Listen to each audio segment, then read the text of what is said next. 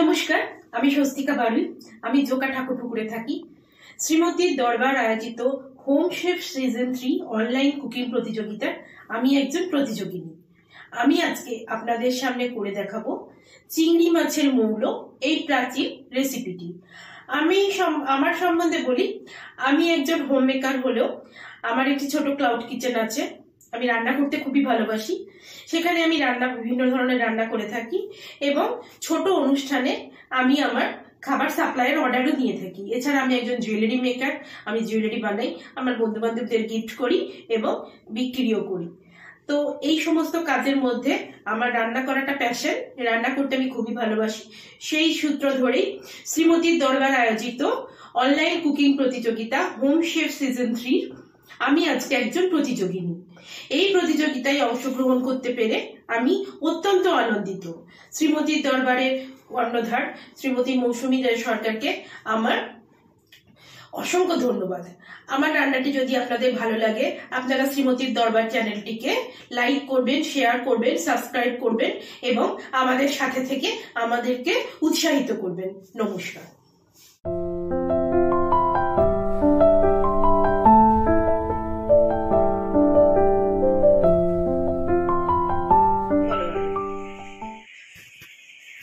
চিংড়ি মাছের মৌলো বানাতে লাগছে চিংড়ি মাছ, টক দই, নুন, জিরে আর শুকনো লঙ্কা শুকনো খোলায় ভেজে গুঁড়ো করা রয়েছে, ঘি, চিনি, আদা কুচি, কাঁচা লঙ্কা কুচি আর সেদ্ধ করার জন্য জল।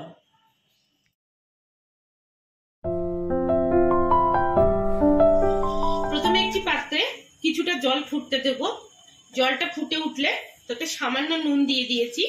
নুন দেওয়ার পরে জল পুরো ফুটে উঠলে চিংড়ি মাছগুলোতে সামান্য নুন আর একটুখানি হলুদ মাখিয়ে আমি রেখে দিয়েছি। এই চিংড়ি মাছগুলো আমি ফুটন্ত জলে ফেলে দেবো। এই মাছগুলো ঠিক 3 থেকে 4 মিনিট সেদ্ধ হবে, কেননা এর থেকে বেশি সেদ্ধ হলে চিংড়ি মাছ শক্ত হয়ে যাবে। তাই ঠিক আমি এটাকে 4 মিনিট সেদ্ধ হতে দেবো ঘড়ি করে। 4 মিনিট সেদ্ধ হয়ে গেলেই এটা আমি নামিয়ে দেবো। ততক্ষণে আমি একটু প্রিপারেশন করে নিই। ততক্ষণ একটি পাত্রে দই মিশিয়ে নেব। তার সাথে মিশিয়ে নেব পরিমাণ মতো নুন,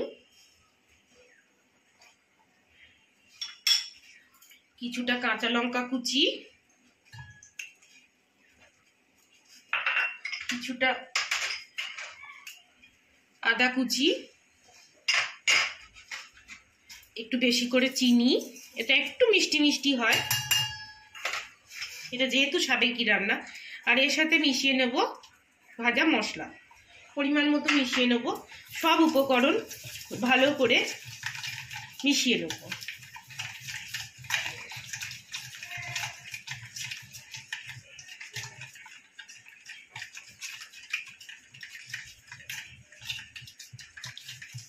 খুব উপকরণগুলো ভালো করে মেশাতে হবে। দেখুন আমার উপকরণগুলি ভালো করে মেশানো হয়ে গেছে।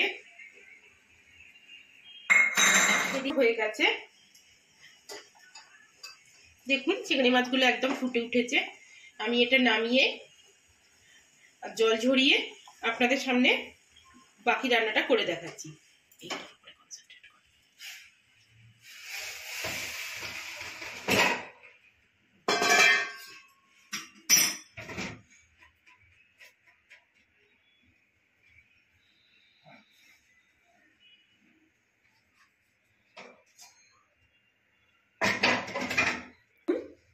জল ঝরানো চিংড়ি মাছ আমি নিয়ে চলে এসেছি, একদম জল ঝরিয়ে নিয়েছি। এই অবস্থায় চিংড়ি মাছগুলোকে এই দইয়ের মিশ্রণে মিশিয়ে দেব। এতে পরিমাণ মতো যা যা জিনিস দেওয়া সবই দেওয়া আছে। এবার এগুলোকে খুব ভালো করে মিশিয়ে নেব। এখানেই কিন্তু আমার রান্নাটি শেষ হয়ে যাবে। শুধু এর মধ্যে আমাকে মেশাতে হবে পরিমাণ মতো একটু সামান্য ঘি। ব্যাস, এখানেই আমার রান্নাটি শেষ। ভালো করে সব উপকরণ মিশিয়ে নেব। এটি এবার বাটিতে ঢেলে আমি পরিবেশন করে দেখাচ্ছি।